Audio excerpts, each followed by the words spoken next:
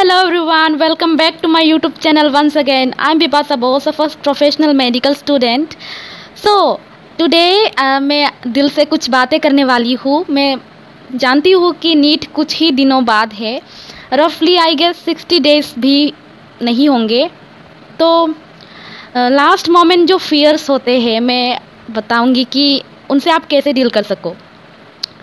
तो फिर चलो, अभी सबसे ज़्यादा डर कौन सा हो सकता है कि जो क्वेश्चन में आएगा अगर मेरे से नहीं हुआ तो. ये डर होता है ना कि क्वेश्चन कुछ आएगा, अगर मेरे से सॉल्व नहीं हुआ तो क्या होगा. देखो, इस चीज़ का सही एक तरीका क्या है कि आपको इनफ प्रैक्टिस करना होगा. अगर आपकी प्रैक्टिस उतनी इनफ होगी ना, तो अगर आपका एक दो क्वेश्चन छूट भी जा रहा होगा तो आपको डर नहीं लगेगा, क्योंकि मैक्सिमम ऑफ द क्वेश्चंस को आप अटेम्प्ट करके ही आओगे. और जिसका प्रैक्टिस हमेशा हाथों में बना रहता है उसका मैक्सिमम ऑफ द क्वेश्चंस बन ही जाता है. तो पहले ये बिलीव रखो कि पॉसिबल है, सही सब कुछ सही करना पॉसिबल है अगर आप अभी इनफ प्रैक्टिस करके जाते हो तो, सफिशिएंट प्रैक्टिस करके जाते हो तो. सो प्रैक्टिस इज़ अ की. और मान लेते हैं कि आपका सिलेबस कंप्लीट हो गया है, तो अभी जो लास्ट मोमेंट पे आपको फियर होगा कि अगर मैं भूल जाऊँ तो क्या होगा, तो उस चीज़ से बचने के लिए आपको इनफ रिवीजन करना होगा. देखो, टॉपर्स में और एवरेज बच्चे में क्या फ़र्क होता है कि जो टॉपर्स है वो सेम पढ़ाई को वो लोग मतलब 20-25 बार पढ़ चुके होते हैं. एक ही चीज़ को वो लोग मल्टीपल टाइम्स देख चुके होते हैं, बार बार उसी को पढ़ते हैं. और जो एवरेज बच्चे होते हैं वो टॉपर्स को ओवरटेक करने के चक्कर में एक्स्ट्रा पढ़ के जाते हैं, वो भी 1-2 बार. जो नॉर्मल वाला चीज़ है पढ़ना, उसको तो आप पढ़ते ही हो, लेकिन उसके अलावा भी आप कुछ पढ़ जाते हो जो इतना ज़रूरी नहीं होता है. प्लस आपका रिवीजन भी उतना नहीं होता है कि आप टॉपर्स को ओवरटेक कर पाओ. तो सबसे सिंपल बात है, रिवीजन इनफ होनी चाहिए ताकि आपको किसी से कंपेयर करने की ज़रूरत ही नहीं पड़े. एक बार आप रिवाइज़ करोगे, फिर उसमें जो गलती निकलेगी नेक्स्ट बार रिवाइज़ करते वक्त वो सुधर जाएगी, फिर से नेक्स्ट बार रिवाइज़ करते वक्त वो सुधर जाएगी. तो ऐसे कर करके आपका गलती जो है वो मिनिमम हो जाएगा. तो बायोलॉजी में तो क्या करना है, अभी बस एनसीईआरटी को पकड़ो, रिवाइज़ करते रहो. लास्ट तक कम से कम 10-15 बार आपका एनसीईआरटी रिवाइज हो जाना चाहिए. I am telling you this, ताकि आप मैक्सिमम ऑफ द क्वेश्चंस तो अटेम्प्ट करके आ पाओ. जो एनसीईआरटी से आती है कम से कम उसको तो आप मिस ना करो.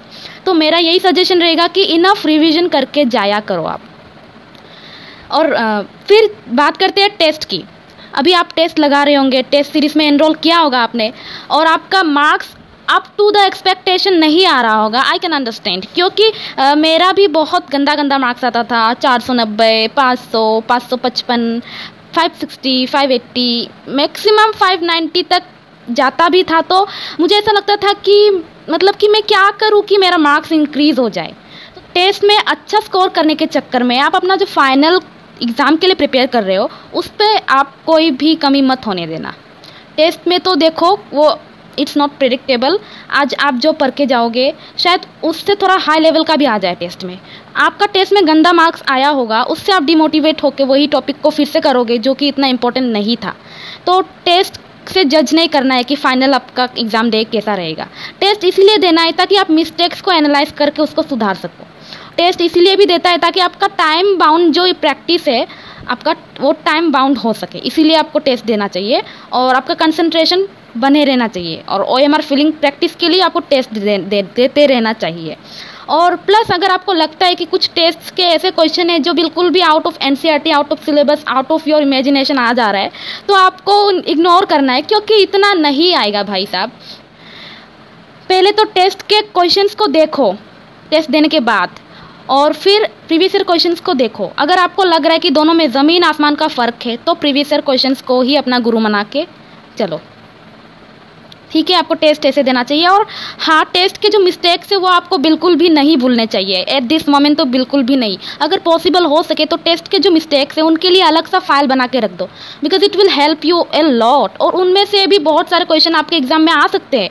मेरे साथ भी ऐसा ही हुआ था. सो अभी बात करते हैं कि प्रीवियस ईयर क्वेश्चंस. तो देखो, शायद आपने पहले बहुत गलती की होगी, मैंने भी किया था. एक चैप्टर को रीड किया, फिर उसके सिर्फ थोड़े क्वेश्चंस लगाए, फिर नेक्स्ट चैप्टर में जंप कर गई, फिर नेक्स्ट चैप्टर के थोड़े क्वेश्चन लगाए, फिर ऐसे कर करके सिलेबस ख़त्म करती गई। लेकिन फिर दोबारा जब पीछे आकर देखी मैं, तो मुझे दिखा कि कुछ याद ही नहीं है, या मेरे से तो प्रीवियस ईयर क्वेश्चंस तक सॉल्व नहीं हो रहे थे जो कि इतने ईजी थे। इसलिए ऐसा करो, अब से जो भी तुम चैप्टर पढ़ोगे उसके इमीडिएट बाद तुम प्रीवियस ईयर क्वेश्चंस ही करो, क्योंकि तभी तुमको पता चलेगा कि एक्चुअल में कौन सा टॉपिक इंपॉर्टेंट है, एक्चुअल में कैसे टाइप के क्वेश्चंस आते हैं।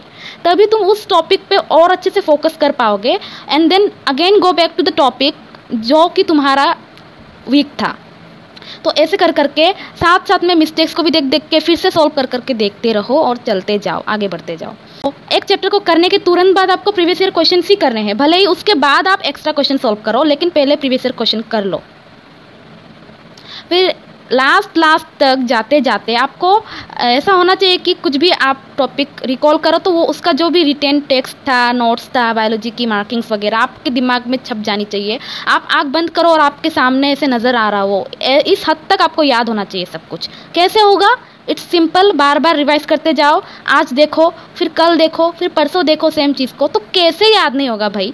एक कोई भी गाना ले लो आप, उसको आप एक दिन में पूरा याद कर नहीं लेते हो ना, एक दिन सुनते हैं फिर नेक्स्ट दिन सुनते हो, आप कॉन्शियसली याद नहीं करते हो। लेकिन आप जैसे सुनते जाते हो डेली तो ऑटोमेटिकली वो आपके सबकॉन्शियस माइंड में फिट हो जाता है, वो ऑटोमेटिकली याद हो ही जाता है। तो same goes to the studies also. अभी मैं बोलूँगी कि अब जो एनसीईआरटी के डायग्राम्स है बायोलॉजी के, बिल्कुल भी मत छोड़ना। सेम टू सेम डायग्राम्स आपके आएंगे और आप उन्हीं में से आपका स्कोर बढ़ जाएगा। तो एनसीईआरटी को जो डायग्राम्स है उनको आप अच्छे से करके जाओ, स्पेशली इकोलॉजी, रिप्रोडक्शन और मतलब सारे डायग्राम्स आपको करके जाना चाहिए। इसमें कोई स्पेसिफिक डायग्राम नहीं है जो मैं बोल सकूँ, ये सारे इंपॉर्टेंट डायग्राम्स है। मैं इसलिए बोल रही हूँ ताकि आपका ध्यान अलग डायग्राम्स पे ना जाए, क्योंकि एनसीईआरटी के डायग्राम्स के अलावा कोई और डायग्राम इंपॉर्टेंट नहीं है। फिर वही बोलूँगी कि प्रैक्टिस हमेशा हाथ में रहना चाहिए। भले ही अभी तुमको एक फिजिक्स का क्वेश्चन सॉल्व करने में 10 मिनट लग रहे हो, लेकिन तुम उससे पीछा मत छुड़ाओ। तुमको 10 मिनट में अभी सॉल्व करना है, मतलब करना है, भले ही तुम्हारा वो बहुत टाइम टेकिंग लग जाए, लेकिन एक क्वेश्चन से पीछा मत छुड़ाओ। अगर वो क्वेश्चन बहुत इंपॉर्टेंट है, तुमने देखा है प्रीवियस ईयर क्वेश्चन में बार बार आ रहा है, बार बार पूछा जा रहा है, तो उसको बिल्कुल भी इग्नोर मत करना। भले ही कितना भी ज़्यादा टाइम लग जाए, पर उसको सॉल्व करे ही तुम आगे बढ़ो। उसके बाद देखना नेक्स्ट टाइम सॉल्व करोगे तो उससे थोड़ा कम टाइम लगेगा, फिर नेक्स्ट टाइम सॉल्व करोगे तो उससे और थोड़ा कम टाइम लगेगा। और अभी फोकस करो कि जो हाई वेटेज वाले टॉपिक्स है उसको जल्दी से जल्दी कवर करके, प्रीवियस ईयर सॉल्व करके, फिर टेस्ट लगा के, फिर रिवाइज करके। अभी आपको फॉर्मूले नोट्स, रिएक्शन वाले नोट्स, ये सब तो आपके हाथों में होना चाहिए, आपके खुद के बने हुए आपके हाथों में होना चाहिए। भले ही आप पूरा नोट्स ना बनाओ, लेकिन फॉर्मूले नोट्स ये सब आपके हाथों में होना ही चाहिए। क्योंकि देखो लास्ट मोमेंट पे जब तुम टेस्ट दोगे तो आपको पूरा चैप्टर रिवाइज करने का टाइम नहीं मिलेगा, तो आपको फॉर्मूले नोट्स से ही रिवाइज करना होगा। वही आपका काम है। अभी फॉर्मूले नोट्स बनाओ, एक चैप्टर को कंसाइज्ड वे में भी शॉर्ट करके आप बना सको तो बनाओ। जितना बार भी लिखना पड़े लिखो, लेकिन याद करके ही छोड़ो। एक क्वेश्चन को 10 मिनट लगे, 20 मिनट लगे, लेकिन उसको करके ही छोड़ो। This is the only solution. And अगर अभी दो महीने के अंदर आपने ये सब कुछ कर लिया तो बाद में आपको खुद ही सेटिस्फेक्शन मिलेगा कि सच में बहुत मेहनत करके हमको मिला था।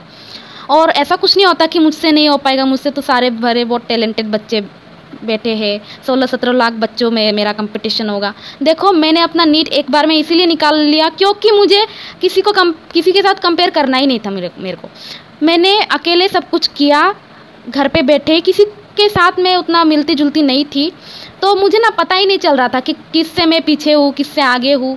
मेरा बस कंपटीशन था कि मेरा सिलेबस ख़त्म हो और जो सर मैम या यूट्यूब के जो सीनियर दी लोग हैं वो लोग जो भी बोलती है, तो मैं बस ट्राई करती थी कि उनका जो कहा मैं मानूँ एंड अपना डेली में इम्प्रूवमेंट करूँ, उसी से मेरा फ़ायदा होगा। कंपैरिजन करके अपना कोई फ़ायदा नहीं होगा। और मैंने तो ये भी देखा है कि बच्चे 3-4 साल ड्रॉप करके भी कर लेते हैं। जो इतने बुरे कंडीशन में होते हैं उनका भी नीट निकल जाता है, तो आप तो उनसे बहुत ही बेटर पोजीशन पे होंगे। तो अपने आप को कभी भी कमज़ोर नहीं समझना है। You are strong, you are brave. अगर आपने डिसाइड किया है कि नीट देना है, देन डेफिनेटली आपका हो पाएगा अगर आप अच्छे से पूरा प्रिपेयर करो। अभी भी बहुत टाइम है, just believe in your self. And बस जो करना है वो करते जाओ। 2 महीने के लिए कम से कम सोशल मीडिया को फेंक दो, क्योंकि मैंने तो पूरा ही अपना प्रिपरेशन में सोशल मीडिया को फेंक दिया था। मुझे पता ही नहीं था दुनिया में क्या हो रहा है, नहीं हो रहा है, आसपास कौन क्या कर रहा है। दुनिया बाहर में जा चुकी थी। और इनफैक्ट मैं ट्राई करती हूँ कि अभी भी मैं थोड़ा सोशल मीडिया से दूर ही रहूँ, क्योंकि you know at the end तुमको रियलाइज़ होगा कि ये सब मैटर नहीं करती है लाइफ में। बाहर में जो भी हम दिखाएंगे वो बस देखने के लिए होगा, बट एक्चुअली में जो हम लोग अचीव कर चुके होंगे ना, उसी से दिल में रियल सेटिस्फैक्शन मिलेगा। तो तुमको ही पता है कि तुम्हारे लिए क्या चीज़ ज़्यादा मैटर करती है, रियल सेटिस्फैक्शन कौन सी चीज़ से तुमको मिल सकती है। एंड आई होप कि नेक्स्ट ईयर आप मेरे जूनियर्स बनोगे and we will talk about MBBS studies too, and will discuss about medical journey together. So I hope कि मेरे वीडियो से आपको हेल्प मिला होगा। Stay safe, bye bye, take care, see you soon in the next video. So अच्छे से पढ़ाई करते रहो, all the very best, bye.